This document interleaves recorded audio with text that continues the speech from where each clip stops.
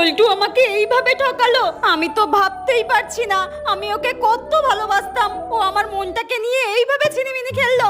মনে হচ্ছে আমার জীবনটাকে আমি শেষ করে দিই। এই পৃথিবীতে আমি আর থাকবো না, আমার কিচ্ছু ভালো লাগছে না। আমি কি যে করি? এক কাজ করি, আমার বেস্ট ফ্রেন্ডকে ফোন করি, ওই একমাত্র আমাকে শান্ত করতে পারে। আমার মনের কথা ওই তো একমাত্র বুঝতে পারে। হ্যাঁ, ওকেই ফোন করি। হ্যালো হ্যালো বান্ধবী, আমার ব্রেকআপ হয়ে গেছে রে।